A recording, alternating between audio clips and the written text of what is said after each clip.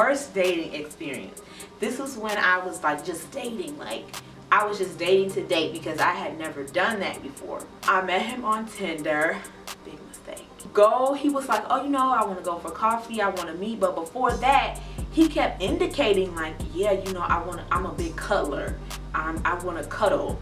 And I told him from the beginning, like, no. And I didn't want to go. It was something in me that was like, Courtney, something is not right about this. Don't even go on the date. So trust my instincts. Trust your instincts. And I listened to a friend, and she was like, "You're just being mean. That was probably me still. No. She was like, "Just go. You're just doing this. You're being lazy. You know, get out the house, go." So I go on the date, right? We grab a coffee, and it was a park next door. So, well, next door, well, across the street or whatever. So he's like, "Oh, you know, let's go walk around the park." And I was like, okay, cool, like no problem. Like he was literally right there, it was fine. So we go to the park and there's a bench there. We walk to the bench and we see, you know, the people power walking. Like this is a really nice park.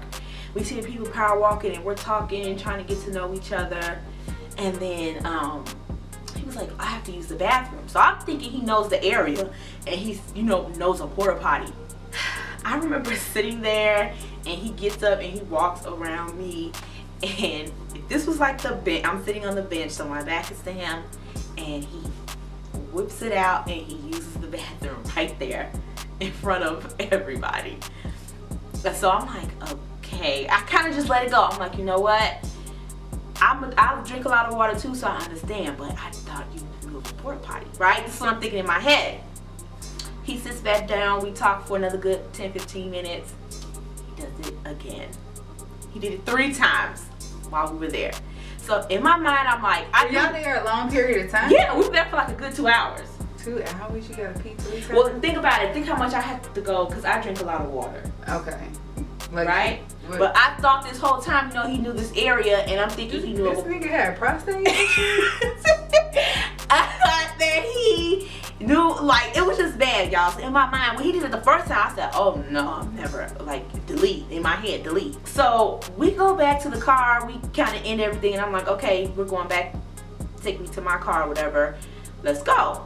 We get in the car, guys, and he grabs my hand, and he tries to put it on his, I looked at him and I was like, right in the fucking, up, excuse me. Sorry. Okay. This is what I did, y'all. I was like, did you just try to make me touch your pee-pee dick? I was like, what? Chop that off. Chop that shit off. I'm like, you just used the bathroom 3 times. Like, why would I want to? You're bringing my hand over here to do what, Nick? He kind of like let it go, right? I gouge. He tried to let it go, but then he kept bringing up the issue of like cuddling, and I'm like, look, I'm not touching your little pee-pee dick, and we're not cuddling. Not only that, you're being like a little too much for me right now. So I didn't want to be the aggressor, right? Because of course, it's wrong of me to get angry that somebody just made me try to touch their pee-pee penis. I kind of look out the window and I look back at him and I said, you know women kill, right? And he was like, what? And I was like, you know women, they be out here killing. Like, they'll set you up to get robbed, you know, murdered. Probably got something going on in the crotch that they ain't told you yet. You know that, right? It was just mute in the car. Like, he was shocked that I had said it. Because I needed him to understand, like, this is not cool what you're doing. I don't want you to try to attack me in this car. I need you to come to the realization that I could be that person that's out to murder you. Like, my man could really be right there ready to stab you and take your money like you don't know. I can walk back, or can you just take me? And sure enough, he did. And I was like, oh my God, thank you so much. It was so nice meeting you. Have a good night. Don't play with me.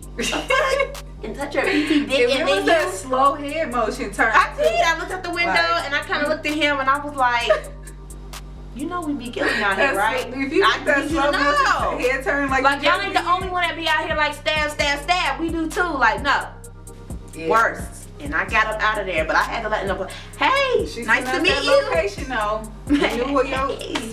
It was great meeting you. Hope you have a good night.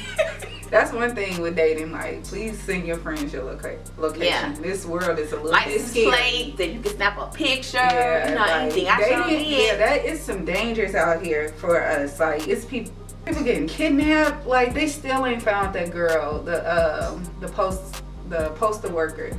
Like, it's scary. So be careful. Yeah, I'm letting all my friends know. Especially a guy that's not I'm already associated with. This is Daryl XYZ. We over here, and this is the place that we're gonna be. Don't be doing no stuff you can't tell nobody. Date responsibly, like they say, drink responsibly. Basically, date responsibly, because this world is scary.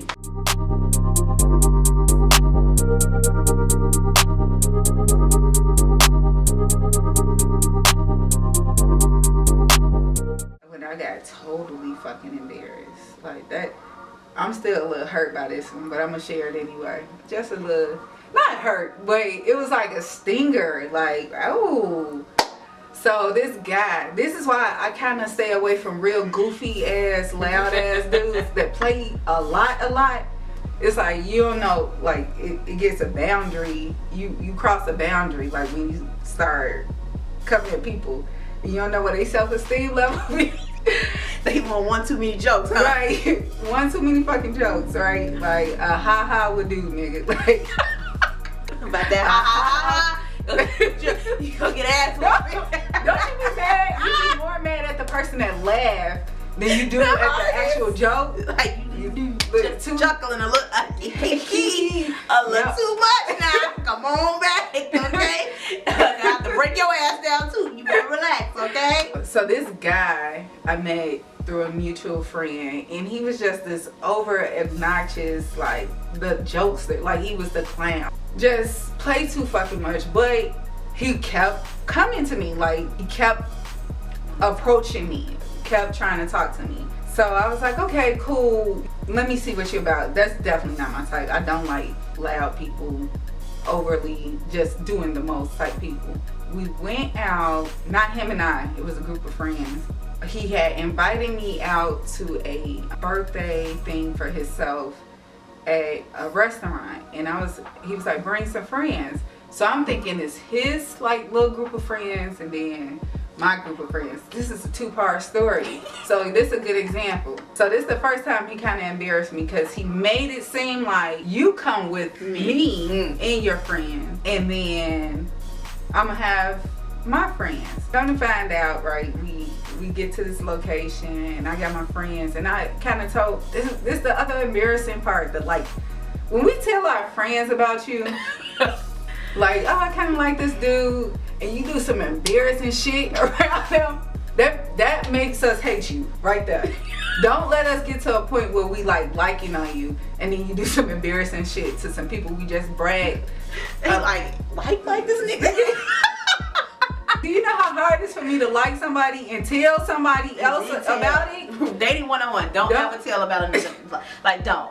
Be 6 months in. Be a year in shit before you I don't like, once I find the right one, as much as I want to like shout it from the rooftop type thing, I don't think I'm gonna say shit until we've made wedding invitations. Like, I'm not saying nothing.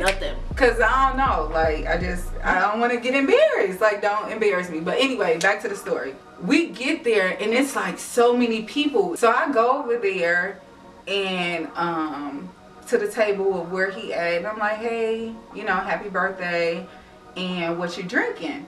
And then he was like, oh, I'm drinking this. And he was like, oh, thank you so much, or whatever. So his boy's like, oh, who is this? Da, da, da, da. And I was like, oh, I didn't tell my friends about you, but they talking about, oh, who is this? Okay. Cool. Right? So I go back to the table, and my friend's like, why he still over there? Like, why he ain't come? Say nothing to us. So again, we had a mutual friend that I met him through. Then when she came, he came over to the table, and he was like, oh, hey, my old buddies, and he started talking, and it was like real, like, what's up, dog? And I was like, yeah, I'm done. I don't even want nothing to eat at this point. But I'm trying to play it cool, because again, I'm with my girls.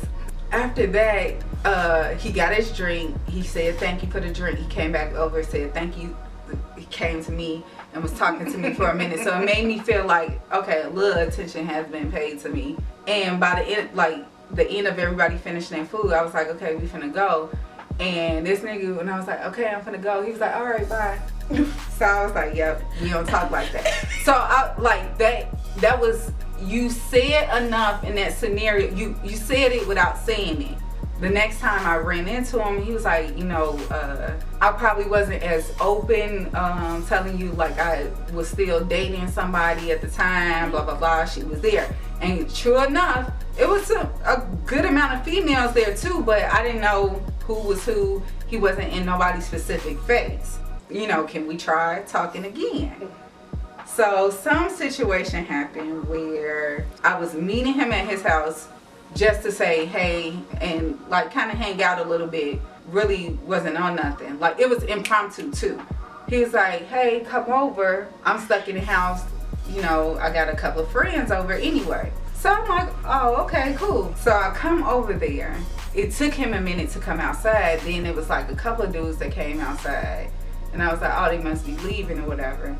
And one was standing on the porch. Like I said, he's a clown, so he clown people, and people clown with him too. I still want to smack the shit out of him for this. So the buddy that was standing on the porch, I'm so Chicago, I said the buddy. The dude that was standing on the porch had said, oh, this the girl you talking about? Driving this little red car, this the one you was talking about. He was like, yeah, dude, like, don't quit playing. Like, yeah, that's her. And he was like, why don't you go back in the house? He was like, oh, so you the girl he was talking about. You the girl that he's talking to that drive a nice car or whatever, but he really like her friend, you know, one with the bigger hips and the bigger booty, that drive this. That's what you're talking about. My whole face was like, I think I would have. I'm not left. What? My soul would have flew. And then he was like, dude, you play too much. He was like, don't believe him.